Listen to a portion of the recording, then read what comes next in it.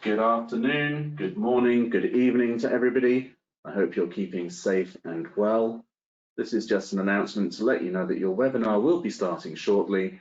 We'll be running through this at about 1 minute past the hour to give people a chance to join in. So welcome to this IATA webinar, and we'll be seeing you shortly.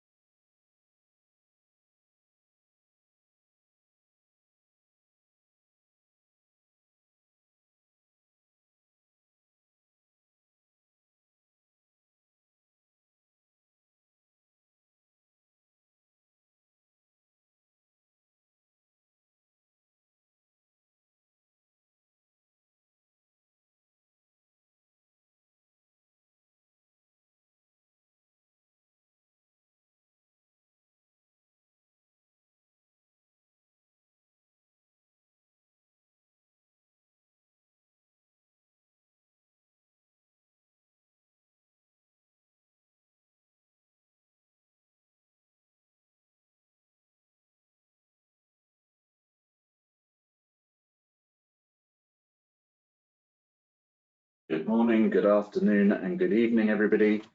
Hoping you're well. Just to let you know, our webinar will be starting in about 2 minutes' time.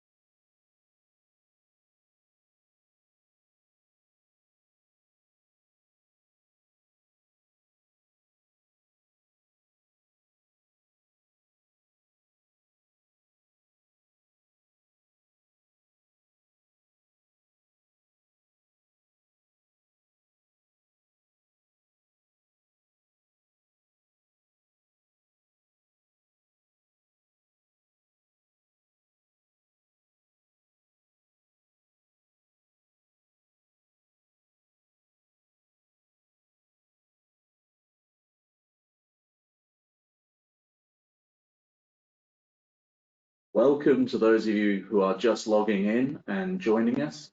We will be starting in just about 30 seconds time for this IATA webinar on traveling contactlessly. So please make yourself comfortable and get ready for an entertaining hour.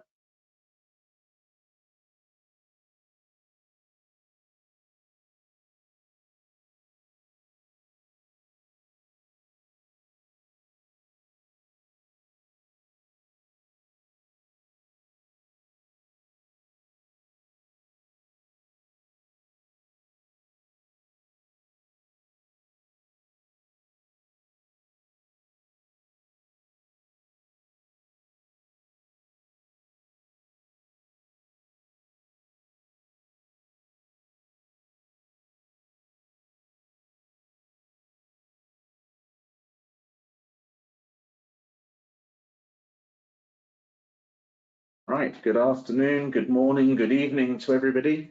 I hope that you are comfortable and ready to join us for our IATA webinar on traveling contactlessly. We are about to begin. I would first of all like to thank our sponsors for today. BagTag have sponsored this webinar, and they are providers of electronic baggage tags. You'll be hearing from them later on in the webinar. Part of the IATA strategy for traveling contact-free is to have passengers arrive as prepared as they can, and electronic baggage tags are a key component to that process. Now, during this webinar, your microphones are all muted. However, you are able to raise questions through the questions and answers panel that you can see on your screen. You're also able to access a chat box where you can ask questions as well or share information with the audience as a whole.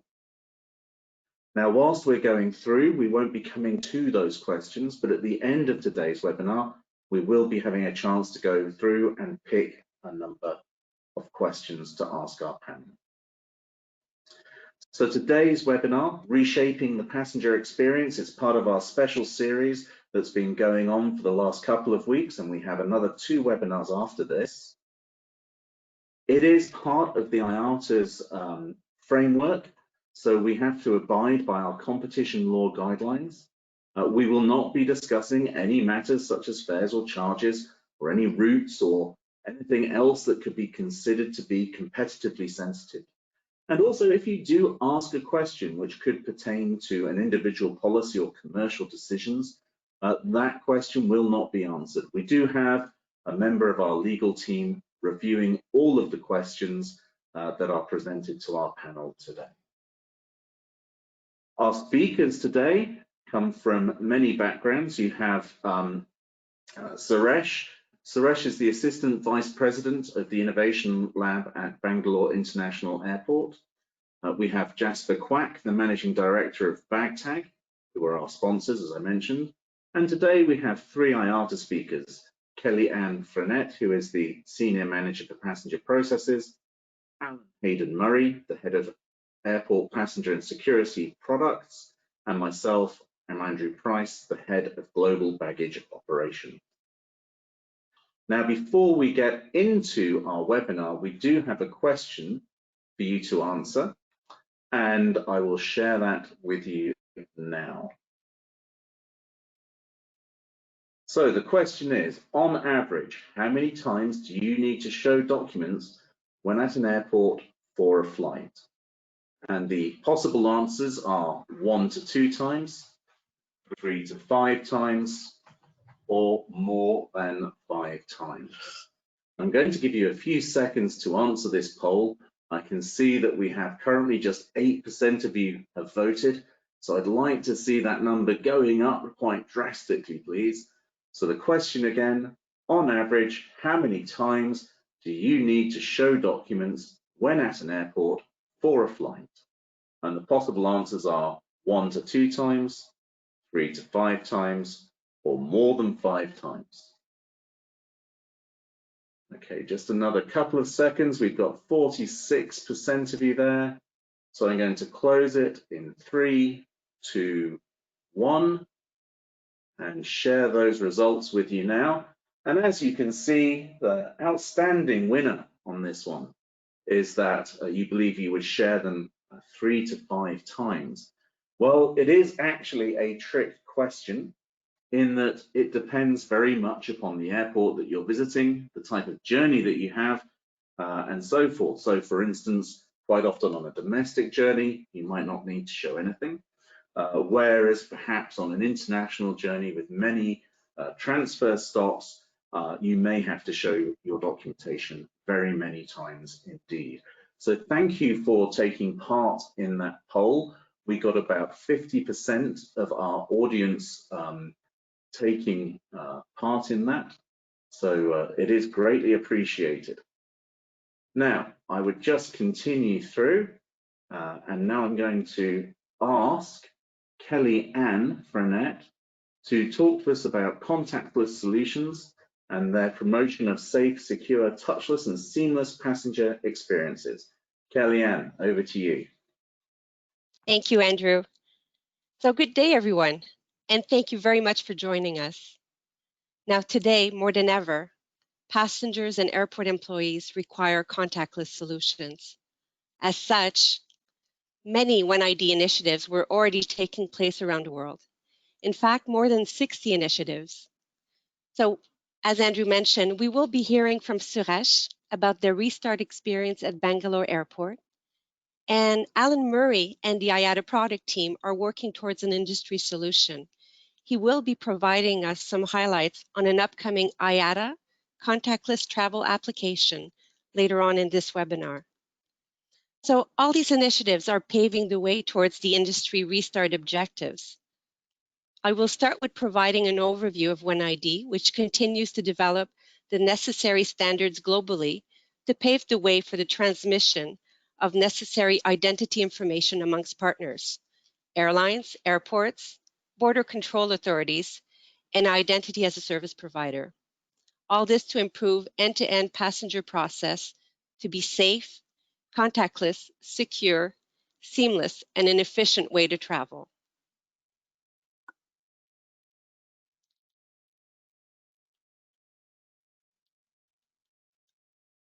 While invigorating efforts to improve hygiene practices are underway, today, passenger process still involves a lot of unnecessary touching of the self-service kiosk screen, exchange of identity documents, boarding pass, and entry forms between the passengers and staff hands. Therefore, OneID is driving the industry towards a contactless passenger process by making it possible for passengers to utilize touchless biometric recognition to go through the various airport touchpoints, and by removing the necessity of physical travel tokens, such as identity documents and boarding passes. OneID introduces integrated identity management across the end-to-end passenger process, both in international and domestic travel scenarios. The passengers own their data, is informed, and chooses to provide consent to share their travel digital identity to all or to selected involved parties. And this is always on a need to know and authorized to know basis. Biometric recognition systems would allow the passengers to be recognized throughout the process at the various touch points where identity validation is requested. And to enable this, OneID will be developing on the passenger wallet, which will contain passengers' digitized identity document and necessary travel information.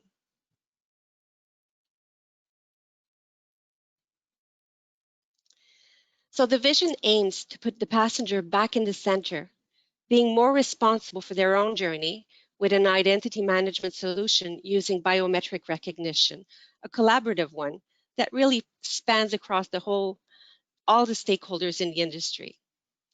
The idea is early on in the process, ideally off airport, the passenger's data is collected in an accurate way, not manually entered. Their identity is validated and authenticated. Who are you, and are you who you say you are?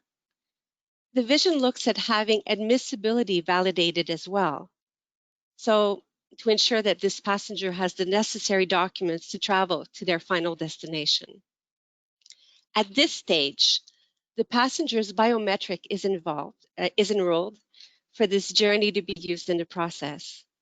Such information is shared between the various stakeholders, but only on a need to know and authorized to know basis, meaning that the stakeholders have only the information they need to fulfill their obligations and process the passengers, no more.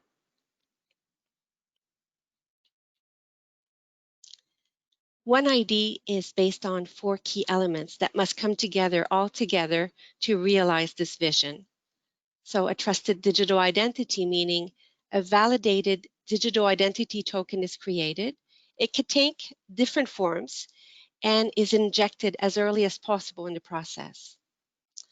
The identity management platform is used to share, use, and update data by different stakeholders. Stakeholders can only have access to the passenger data, again, on a need to know and authorized to know basis. So the core of this is privacy and data protection regulations are strictly adhered to. It's principle by design. Operational framework. So it governs a multi-party collaboration by a set of specification, rules, and agreement bound by a common set of requirements that can be on a local level, but as well international level. And finally, biometrics. Instant identity verification at each touch point. Only one token is needed. So the solution for such challenges is basically trust and collaboration, the standards and recommended practice, and interoperability. There are many benefits for the passengers, airline, airports, and government agency. So please allow me to add to what is already shown on the screen.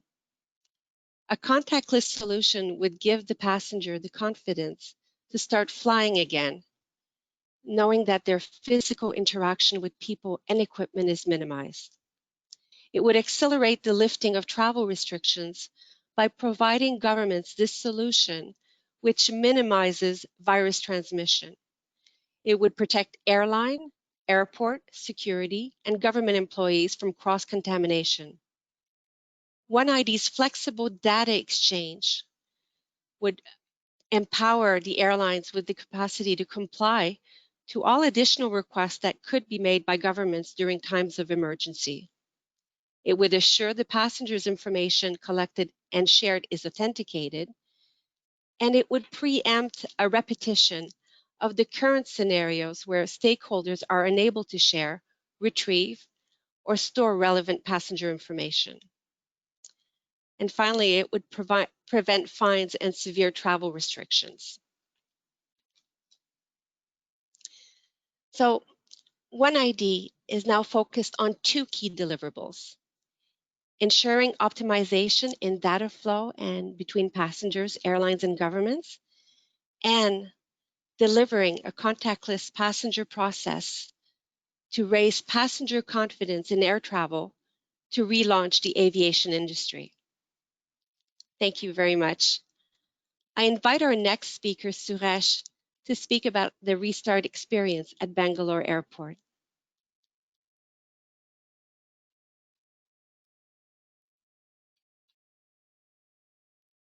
Thank you, Kellyanne, and thank you, Andrew. So I think the context and the objectives have sort of been very well said by both of you, and I would also like to thank the audience here, and thank you for attending this webinar. And here, basically, what we are trying to showcase is how we dealt with the COVID-19 pandemic and post the lockdown when the airport started operations. How we got together and put together a process which was rolled out in a very quick manner using low technology as well as some I would say zero tech innovation to start the passenger operations. Before I start my presentation, I would like you to see a short video which captures in a sense the whole passenger journey. So Andrew, if you can please help me with the video.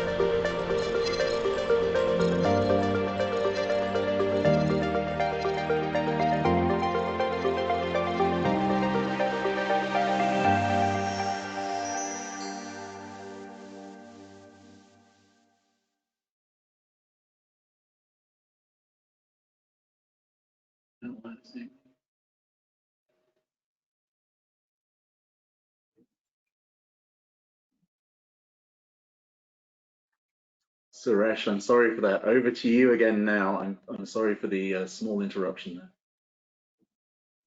Thank you, Andrew.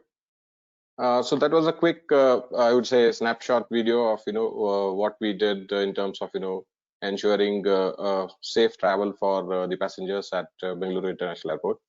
And I would like to now continue with a bit more detail as to what all sort of happened and how we were able to achieve this. So I think one of the most important facts of COVID-19 has been that it has been completely complex, unpredictable, and sort of confusing sort of a situation with many divergent views coming out in terms of how to sort of prevent the disease from spreading, and so many complexity and confusions were created.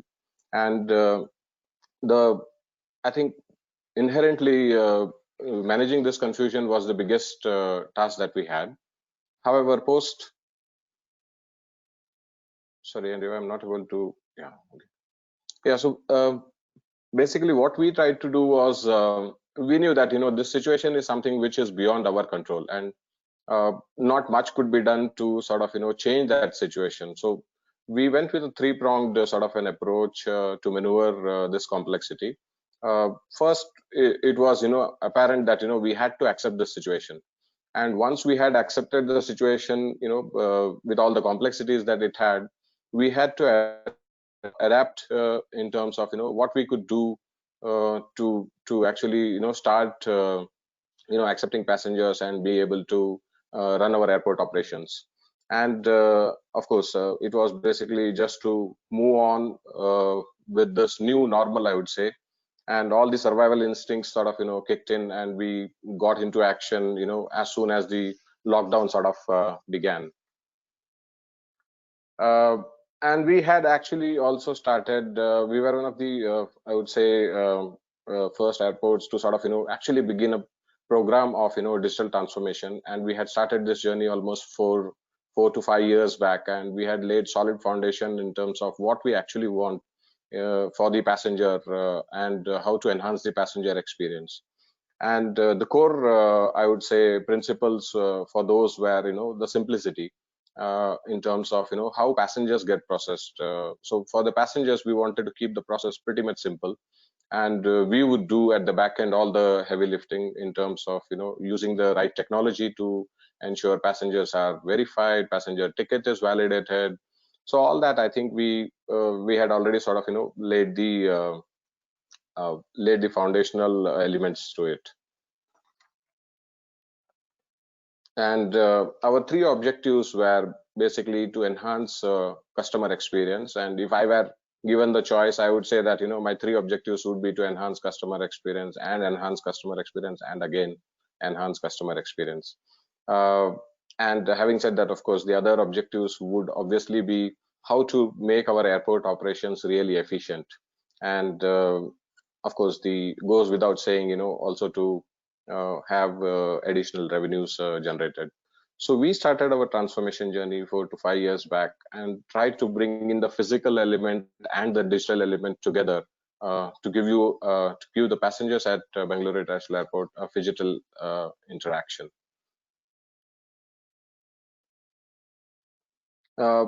Coming to the biometric, I would say biometric boarding system, we were the I would say we were the pioneers in initiating the biometric journey, and we started off this journey almost 4 years back, when the innovation lab was sort of founded at Bengaluru International Airport.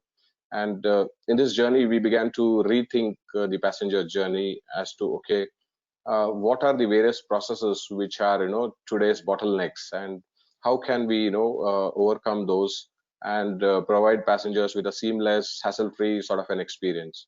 And we went with the biometrics as the single token. We also took it to the next level, which is we went to the ministry and sort of proposed the new I would say process of biometrics, of using biometrics as a single token to start processing passengers, so that passengers can actually be in terms of a convenience, bring in a lot of convenience, also reduce queuing times, and ensure that passengers get processed much faster, so that they can get more time to sort of enjoy the facilities at the airport, rather than spending time in waiting in a queue and stuff like that.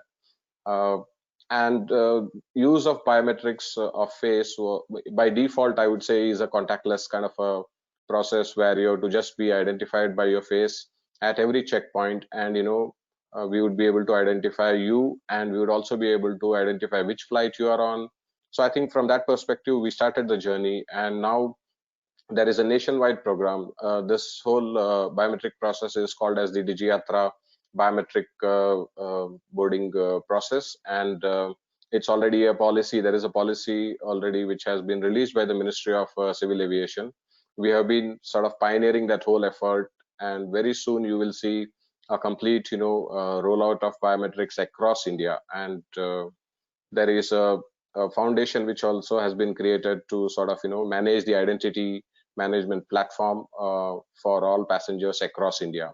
So once you are sort of registered on this platform, you would be able to travel across any airport in India using your face as the single token, with of course all the privacy aspects taken care of. And inherently the whole ecosystem has been created with the fundamental tenets of privacy by design, sharing information to the right stakeholders for the right purpose. And once the purpose has been achieved, the biometric data is purged out of the system, so that we don't risk losing any biometric data of any passenger. So now I would like to come to, so while that was in the long-term picture, in terms of rolling out contactless, seamless, hassle-free process for passengers, all of a sudden we had the COVID situation. And then we were like, once the lockdown began, we were thinking as to, okay, the biometric solution has not been fully rolled out, not even at Bangalore International Airport, nor at any other airport in India. So what do we do next in terms of addressing the passenger journey and ensuring that passengers go through completely contactless process? So we started working on the passenger processing, considering social distancing norms to be followed. And from that perspective we tried to see within the existing, I would say, technology which is available, how do we make this whole process seamless and contactless for the passenger.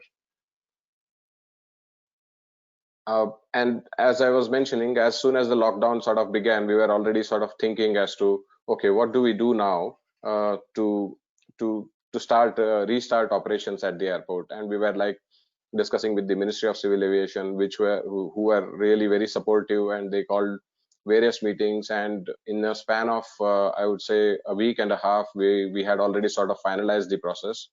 And we touched upon each of the touch points, right from the entry gate to check-in, bag drop, entry to the security area, and also boarding. And we thought about other aspects, like, for example, there are airports which are remote airports which are run by Airports Authority of India, and these airports perhaps would not be able to deploy high-tech solution. So we thought about even those airports, and brought in a common minimum, I would say, process standard using low tech innovation and also some zero tech innovation. Like one example which I can give is at the entry gate, wherever there is a ticket validation and an ID check by the CISF, passenger has to sort of hand over the document to the CISF, and we didn't want this document to be handed over to the CISF, so that no infection is transferred to anyone. So what we did was we just brought a completely zero tech sort of an innovation with a glass barrier and a lens sticker, so that it could be, the documents could be shown across at any airport. And this is how we sort of dealt with it. And after 2 weeks of deliberations, we came up with the process. We had the buy-in from all the stakeholders, including security, and there was no compromise on the security standards as well, with the airlines, with the other airports. All the stakeholders sort of came together, and we had a new process which was completely contactless. And one of the things which is sort of prevalent, I would say, in India more, because in other airports across the world, passenger generally or a high percentage of passengers generally come to the airport with a boarding pass. But in India, passengers generally come to the airport with a ticket in their hand, and then they actually do a check-in at the airport itself. That is the seat selection and printing the boarding pass and stuff. So one of the norms, which was new norms, which was created by the ministry, was that we wanted to uniquely identify every passenger, and therefore we wanted a sort of a machine readable document with a barcode. And the boarding pass with the IATA standard offered this very well to us. So it was made mandatory that every passenger who wants to travel through the airport has to come to the airport with a boarding pass. That means seat selection already done, boarding pass in the form of a paper printed at home, or in the form of a web check-in, and the boarding pass being on the mobile phone. So this was made mandatory. And passenger, we saw that on the day one itself, we had more than 90% of passengers who actually came to the airport fully checked in. And then we did the other thing as well, which is, in case the passenger does not come to the airport checked in, what do we do? Passenger still has to print a boarding pass, and how do we do that contactless? So we worked with with our tech service providers, and came up with the solution of a QR code being shown on the kiosk itself, where passenger can use his or her mobile phone, scan the QR code, and the whole kiosk menu comes onto the on the mobile phone, and then passenger can do the seat selection and check in, and then the kiosk would print the boarding pass. So that was how it was sort of done, and we implemented it in I would say around 3 weeks or so. Coming to the entry point, so there were some other mandates, which is there was a social distancing app, which was a nationwide app, which was made mandatory, which was called as the Arogya Setu app. So this was a helpful tool for doing contact tracing in case somebody is found with any infection. So this one app was something which was required as a mandate by the ministry, and the other part was the thermal scan. So these two things were checked at the entry gate, and as the passenger is walking in the queue, this check would be done, and then passenger would be allowed to proceed to the entry gate. When you came to the entry gate, as you saw in the video, it was a very quick scan on the machine, and this was like a totally contactless kind of a scan.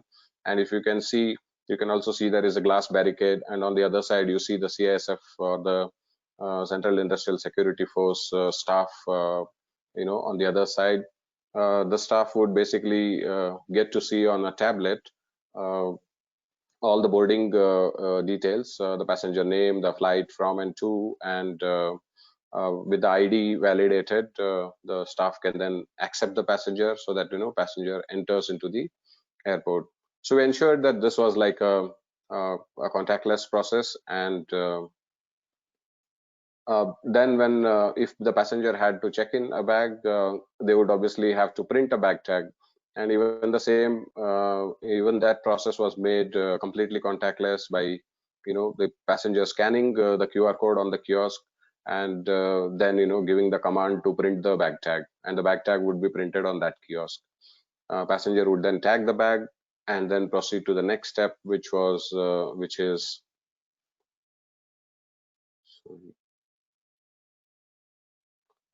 the self backdrop. So at the self backdrop, when we started, we were not able to get the process activated, the software program changed.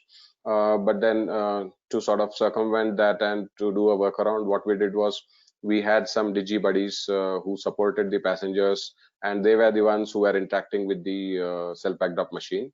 But now this process has also become a similar process, which is using a QR code, completely contactless, and passenger can drop the bag and proceed to the next step. And in case in case we got 16 self backdrop units, where there are 2 airlines who use these self backdrop units. If the passenger had to drop the bag at a manual backdrop or an assisted backdrop location, Then even there also the process was simple. Passenger had to show the boarding pass to the scanner, which was kept in front of the check-in counter. And once the passenger's boarding card was read, the passenger could basically just deposit the bag, and the bag would be accepted by the airline staff. Similarly, for security, we did the same thing, which is a completely contactless process, where before entering the security, passenger had to just show the boarding card to the same kind of a scanner, and then passenger would be allowed to enter in. And even in the retail outlet, what we did was, so that people do not touch any of the items there, we had QR codes on each of those items, so that the passenger can actually scan the QR code, get information about that particular product. And I think many of you would be knowing that in terms of payment, for example, India was one of the first countries to sort of start using cashless, contactless kind of a payment process with the unified payments interface, where you can just using your mobile phone scan a QR code and make a payment to a particular store, or even send it to a particular number. So this contactless cashless payment is in force across all the outlets that we have at our airport. When it comes to boarding, very simple process. At the boarding gate, passenger just scans the boarding pass, and then passenger can actually go to the aircraft to board. I think so. This is what we did in the quick time, or in the short time that we had to restart operations. And we ensured that we had a completely sort of a COVID-proof process when we restarted operations after the COVID lockdown. So we are here, we are sort of trying to define the new normal, and this is just I would say this is just the beginning of the journey, and the biometric solution itself is being scaled up as we speak. And we have currently one airline, and then we will also be getting more airlines very soon. In the mid of next month, we'll have one more airline which will come on board.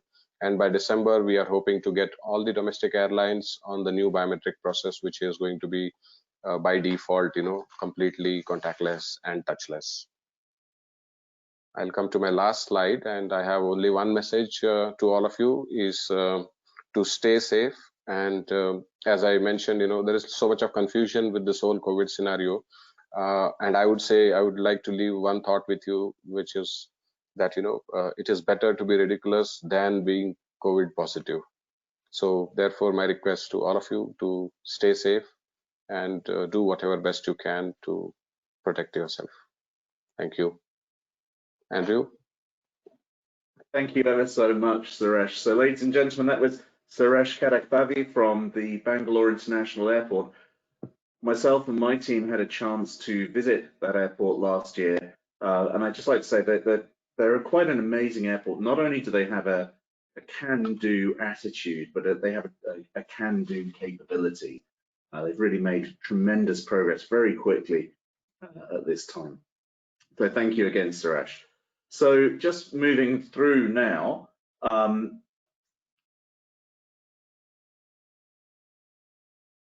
would like to touch very quickly upon the area of contactless baggage. And I'd like to do that before I hand over to our webinar sponsors, BagTag. So looking through the contactless baggage place, the options that exist for contactless baggage have been there for many years. So there is nothing new that needs to be reinvented in order for passengers to be able to travel in a contactless and smooth way. The key is they have to be able to arrive prepared or to plan ahead. Arriving prepared means using electronic baggage tags, such as the ones you're going to hear about from BagTag. We also have the option of home printed baggage tags where those are regulated and allowed. And there are, of course, places where there are reusable tags, RFID tags from Qantas, such as the Q tag. The alternative to that is to plan ahead, ship your bags using an integrator such as FedEx or DHL, or make use of off-airport services such as Airporter, Baggage on Board, Doves, or Oasis. Those all exist, and you can find out much more about them at the iata.org baggage page that's referenced there. Now, I just wanted to mention those things in preparation for handing over to Jasper Quack. Jasper is the Managing Director of BagTag, and he's going to join us now in order to take us through his presentation. Jasper, over to you. Thank you very much for the introduction, Andrew, and very happy to be here and very happy to be a part of this webinar on the contactless passenger journey in order to reshape the passenger experience and get us all starting to fly as soon as possible again. Over at BagTag, in the last couple of months, we've put a lot of effort in writing and publishing a white paper, getting that message across to the industry, which is all about how should we start rethinking the baggage process of the passenger journey to be able to resume operations in a safe and secure and fast way. I'll be presenting a little bit about the conclusions of this white paper, as well as more on the concept of the electronic bag tag and how on earth do you start to get involved with electronic bag tags. So, yeah, there we go. So a big focus point for us has been to identify the quick wins in the process of getting to start flying again. And we believe that electronic bag tags are indeed one of those quick wins. And in this short presentation, I'll be focusing on exactly that, allowing you to start resuming your operations as soon as possible again.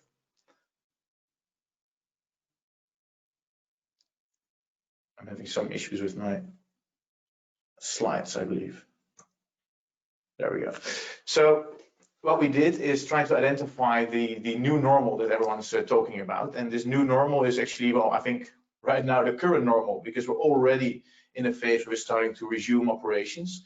All across the world, we see many airlines finally hitting the skies again. And I think there's a couple of things that we see are quite common factors in this current normal, if you will.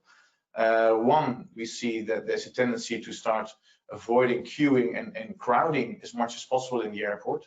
At the same time, we see a need to avoid any type of human and machine interaction. Well, that's in fact the entire topic, of course, of today, the contactless passenger journey.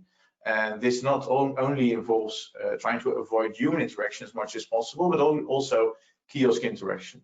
We've seen, for instance, in the presentation of Suresh, an exemplary example of how to avoid touching the kiosk while still receiving all the information or tags or boarding passes that you need as a passenger. At the same time, we see a tendency to start introducing rapid health checks in the industry. And all these three things combined basically contribute to two causes. One is, well, to make the journey as safe as possible, and two is to also communicate that this journey is as safe as possible. However, there is an issue in getting there, we believe. We believe that issue is found, several issues could be identified. One major issue could be found at the airport. And that all revolves around the check-in and bag tag part of the passenger journey. So that's very, very interesting that you also mentioned the fact that after making the digital boarding pass mandatory, already 90% of people arrived in that part of the journey. But if people still need to queue at the airport to get a paper bag tag, that still means a lot of queues at the airport, and a lot of people crowding together, no social distancing, until they can proceed in the rest of the journey. Well, we believe that this can be solved by, well, as also mentioned by Andrew, making sure that passengers arrive ready to go at the airport, as prepared as possible. And that involves having a mobile boarding pass, but also having their bags already tagged. We believe that one of the ways of doing exactly that is introducing the electronic bag tag. Well, the electronic bag tag is basically the paper tag, but then made digital. It's the same information that you're used to seeing on a paper tag. It's attached to a suitcase. It's well, displaying all that you need to process a bag fast, efficiently, and safely. This device can be attached by passengers to their suitcase prior to their journey and prior to actually updating the information on the screen. And one of the nice things about electronic bag tags is the fact that it's handled through the airline's app. So as an airline, you do not need to give up contact with your own passenger. The entire solution of electronic bag tags can be built in to seem to be paused and do see. Yeah. Right. So the entire solution is built into the airline's app. And good to go, I guess.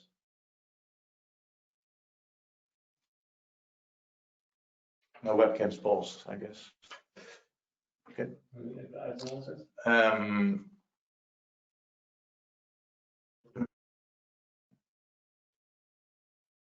Right.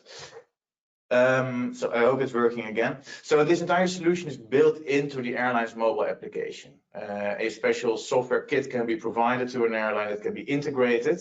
And then one of the nice things is that because there's now also centralized platforms,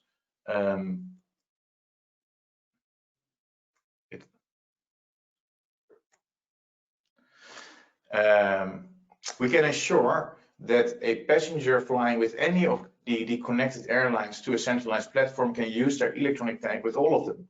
So imagine a passenger obtaining an electronic bag tag from airline A. They're now also going to be able to use it on airline B, C, D, and E. Airlines, on the other hand, will be able to support all the electronic bag tags that are out there. That means that you don't have to choose or log in with a certain hardware vendor. You can have a choice, and more importantly, you can offer your passengers a choice in their electronic bag tag. So a short user video goes here. I believe Andrew has it queued up. That shows you how a passenger journey with electronic bag tag can look like.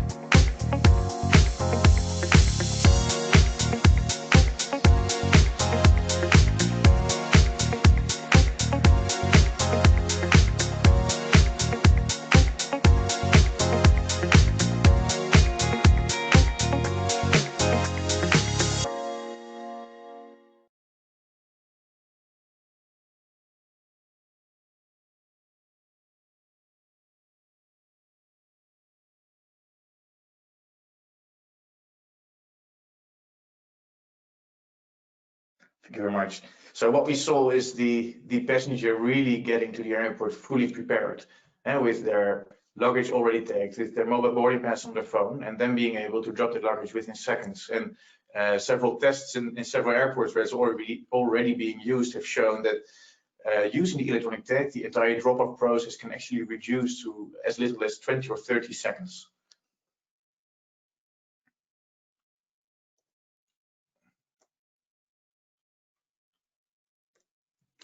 And I think that one of the main points here is that this involves proven technology. So a couple of years back, you might have said, well, the electronic bag tag, that's been a concept that we've talked about for years already, and we've never really seeing it hit the skies. However, right now, it's become something different. It's become a proven technology that's been already in live operations for years now. Right now, at least, Backtech is working already with 6 major carriers, and our solution has been used at nearly 300 airports worldwide. And these 300 airports worldwide have been able to accept the electronic backtake without having to invest anything in infrastructure. So it's a fully backward compatible solution. Well, the instant benefits of electronic backtakes, of course, they're quite obvious. On the one hand, you can reduce the need for check-in staff needed at the airport to service the same amount of passengers. You can reduce the need for any physical touch points to 0. And well, most important in the end is you can handle over 4 times more pieces of luggage per hour, because of the fact that the entire drop-off process becomes way more efficient. Passengers will be able to complete the same task within less time. And next to these instant benefits that you can generate and offer to your passengers, there's also a number of options that you create. One of them is the banning of cabin luggage. We've already seen airlines doing this with the purpose of shortening the boarding time and also making sure that people can keep more distance from each other while boarding. Banning cabin luggage was shown to have if you ban it, you can increase the efficiency by your boarding process by 2 times. At the same time, using electronic backtags and having passengers prepare their own luggage for their journey means that you can offer more options in terms of off-airport baggage drop-off points. So there's been a lot of initiatives already where luggage is being picked up in, for instance, the city or at your hotel, or it can be dropped at a train station. But many of those options have one thing in common. You need to have a mobile backtag printer. Well, of course, that's possible, but it's a lot easier if you have the passenger taking care of that themselves. Then there's, of course, the rapid health check. The reason that we believe electronic backtags made that more possible is the fact that you create more space in your terminal. If people are able to proceed through all the steps before security, well, you simply create more steps at that same point in the journey, so people are able to introduce the rapid health check right there. Also, what we believe to see is a very volatile demand for air travel in the months or weeks even to come. That means that, well, the one week you'll have a lot of passengers, the next week very little. One way to deal with that is make the need for resources, i.e. people handling the check-in process at those points in the journey as low as possible. And then, well, how do you start working with this? Well, as mentioned, this has all been in place for years, and there's been a lot of experience already for major carriers rolling this out. And we believe it should be as simple as possible. It should not interfere with current operations. Infrastructural investments should be as close to 0 or even 0 if possible. And you should not have to reinvent the wheel. And that means that we've identified 3 main focus areas for the rollout of electronic backtags. On the one, we have, of course, the technical implementation and making sure that the solution is actually integrated in the mobile app or in the web check-in process and connected to the DCS. On the other hand, we make sure that operations of an airline and airport are fully ready to go. Something that we do to help is provide standard operating procedures that can be fully customized and branded according to whatever requirements there are, to really prepare an operation for what's coming. But it's very important to note, however, as well, that this operational readiness focus area only involves communicating what's going on. It's nothing to do with investing in new infrastructure, because that's simply not necessary. And then, of course, there's the distribution and marketing side of rolling this out. And there's a lot of options there. And again, I think one of the most important factors here is communication. Make sure that everyone knows what's available and how it's available to them. And that in the end results in, well, a very, very short lead time, we believe, in the actual process. And so, aside from ensuring the operational readiness, followed by technical implementation, which is divided by app integration and DCS configuration, And following those two factors of implementation, it's distribution and marketing. And in our experience, and with all the improvements that have been going on in the field of electronic bag tags, this process is now reduced to a number of weeks, really. It can be achieved in as little as 4 weeks right now. And the result of working on this is the real seamless passenger journey, where the passenger indeed arrives fully prepared to go at the airport, having done their check-in and bag tag at home in their hotel, en route to the airport, or wherever they like, really. And that results immediately in benefits such as fewer queues, less crowding, and a really enhanced customer experience. People really value this enhanced control over the process. You can reduce the need for any touch points, and very importantly as well, in this challenging situation that we live in, it really reduces costs. Introducing electronic bag tags can make the entire operation more efficient. And that, we believe, is a combination of factors that makes it a very interesting product, has been making it a very interesting product already for years, but all the more relevant now. So we would like to invite everyone listening in on this and agreeing with what we've been saying, well, to get in touch, and together we can find out how we can get you up and running as well. Thank you very much.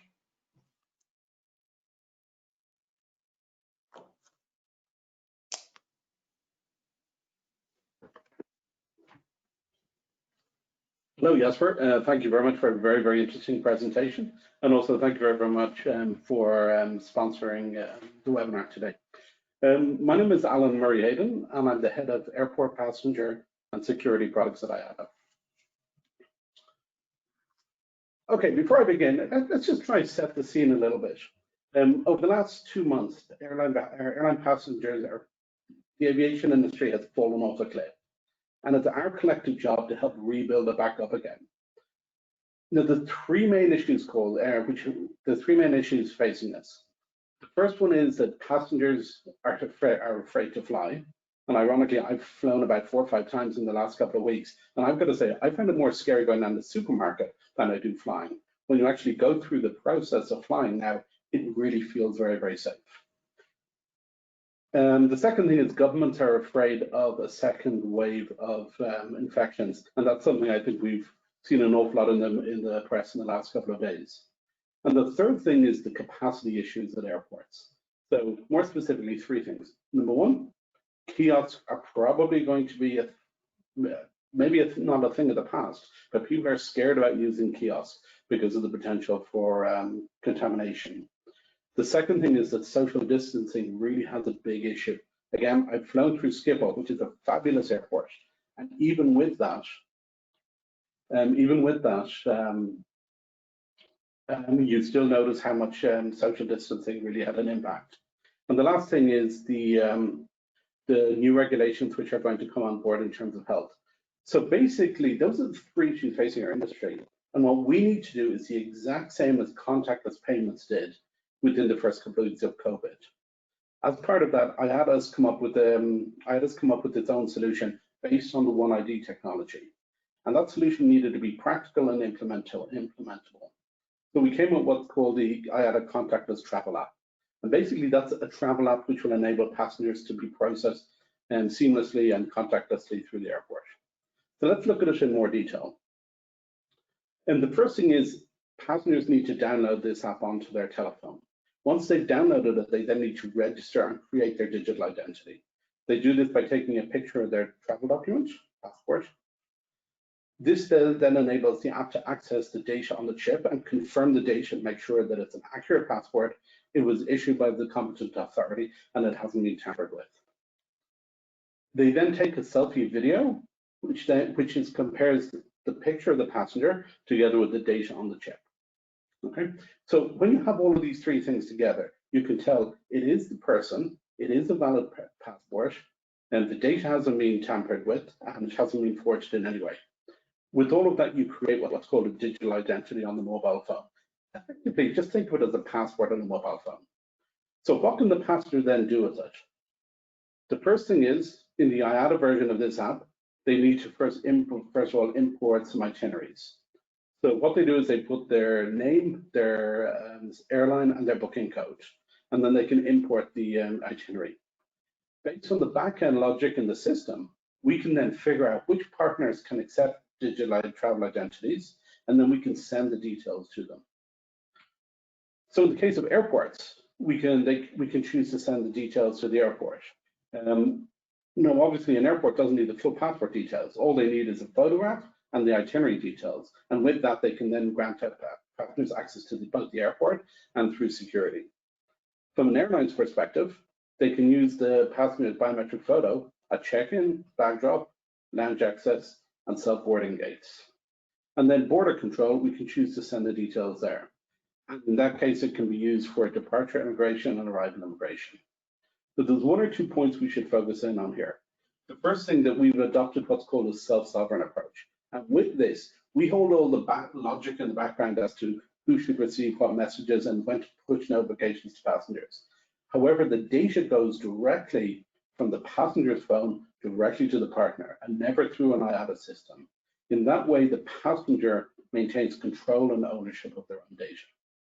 The second thing is that this is just an initial app, which we're developing and launching at the end of July. Our intention then shortly after is to actually develop a version of this which airlines can implement into their own travel apps, meaning that you wouldn't need to import your itineraries. Okay, that's basically a very brief overview. Back to Andrew. Thank you very much, Alan. So, ladies and gentlemen, you will have noticed that we are running a little bit over, as we do tend to do. Just before we get into the Q&A, I would like to take you through a few of the things that you can find on our web pages. The first one is the IATA guidance material, which is along with the CART material that ICAO have produced. We have this on our website. Please go there to get all the latest information. You may also be aware that we have a thematic page which is available to help passengers decide what they need to be aware of and what they need to have in order to travel. Yeah. We also have thematic as a product that can help airlines keep up with that. We had some chaos whilst the industry was shutting down. That is being matched as we're starting up again. So something like thematic is an incredibly useful tool to allow you to keep track of the latest requirements for flying into and entering into a country. We also have a OneID training course which is available. Please again see IATA training for this. You'll be able to get into that course and learn all about OneID. And then just to let you know, we have 2 more webinars coming up. One is on in-flight in the cabin. It's Cabin Crew Prepare for Takeoff is the actual title. And in that, we will be covering all the aspects of cabin service, cabin cleaning, aircraft operations. And we also have a disruption management webinar that will be taking place as well.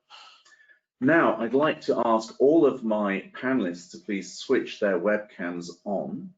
I will switch mine off so that we have a bit more bandwidth.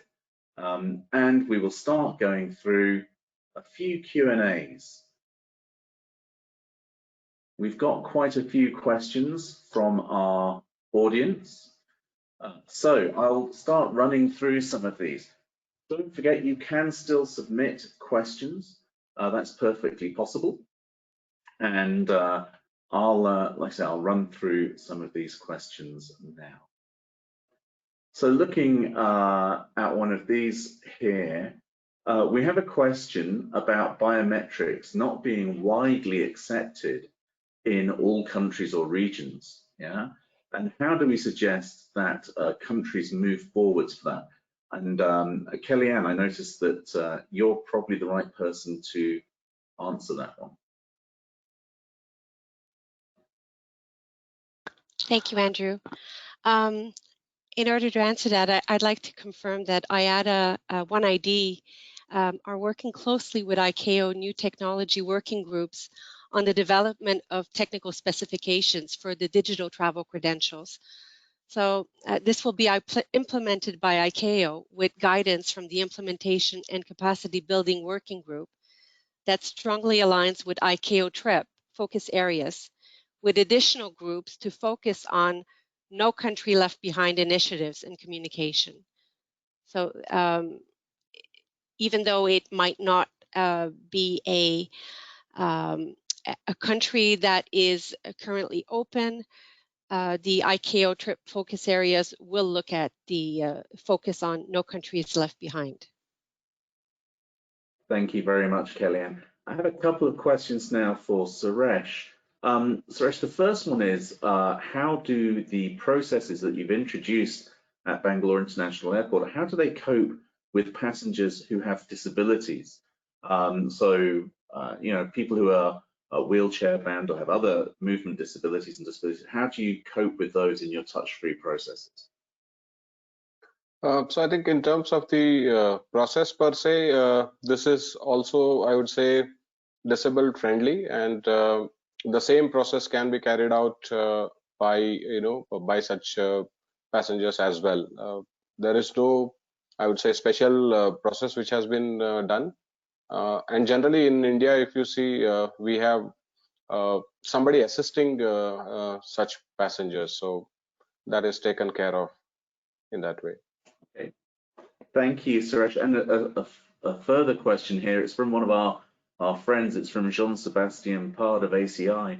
And the question is about passport data. He didn't see any passport control steps in your video, and he's wondering when those process steps will be integrated.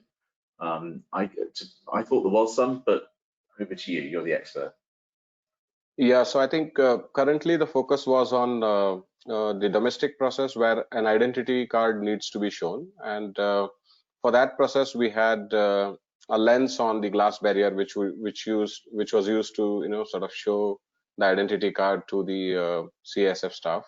And in our biometric process we have a comprehensive process where the passport data is read, and then you get the passenger sort of enrolled into that day's journey.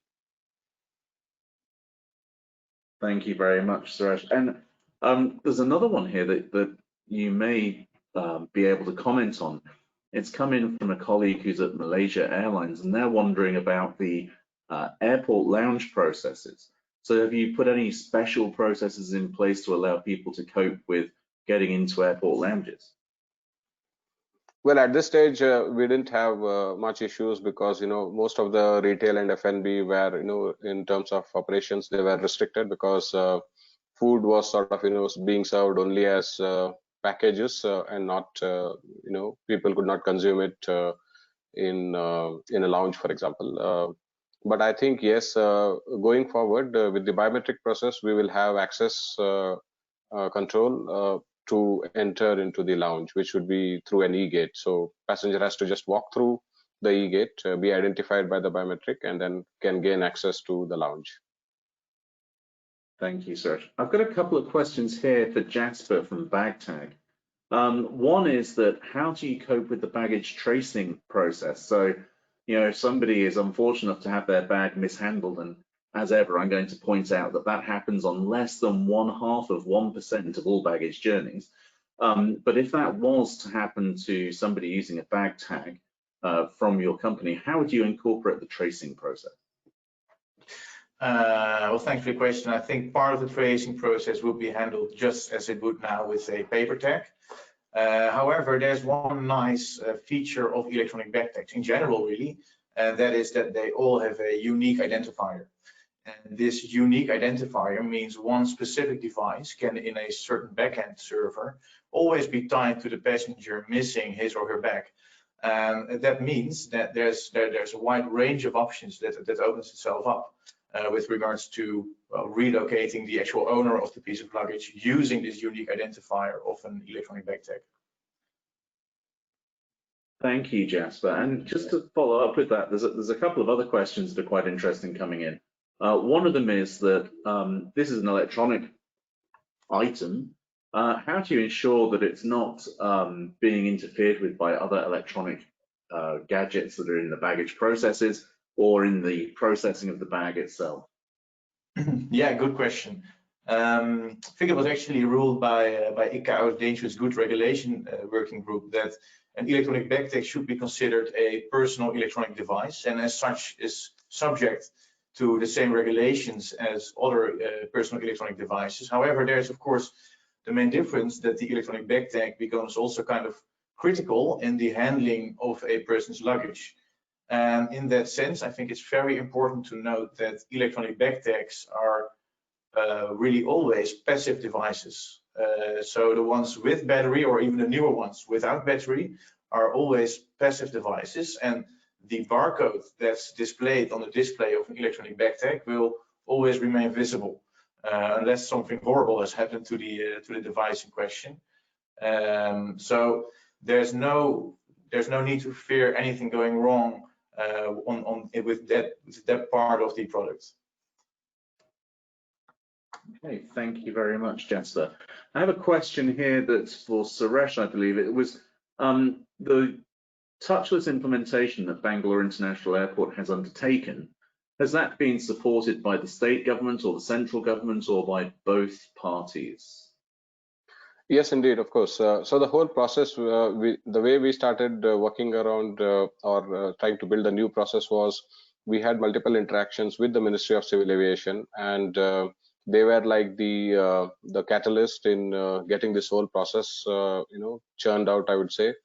Getting together all the security, departments, the regulators come together and agree to the new process. So this was with the blessings of the ministry, and of course also the state government as well.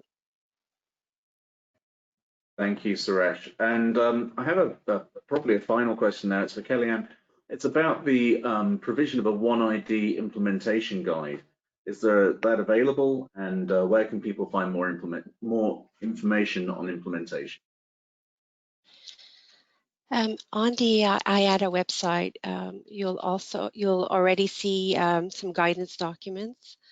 We are working closely with key contributors to contribute and add to further information on implementation. We're working on various documents.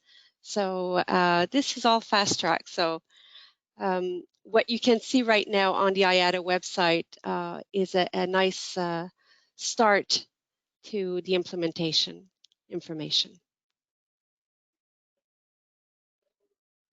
Thank you very much, Kellyanne. So I think I'm just looking at our audience figures. They are dropping off quite considerably. So I think at this point, I would like to thank again our speakers, Suresh Kedakbavi from Bangalore International Airport Limited. Suresh, it's always a pleasure to hear you speak.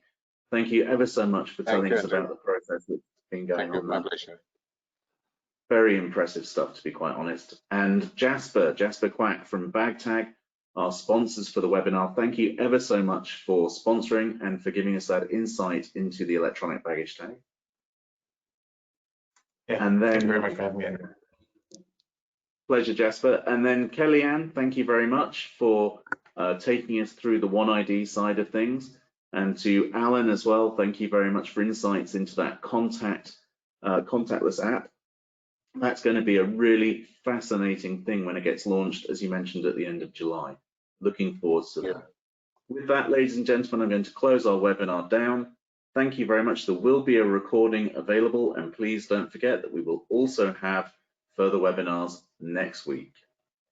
Thank you, everybody. Bye-bye. Thank you, everyone. Stay safe.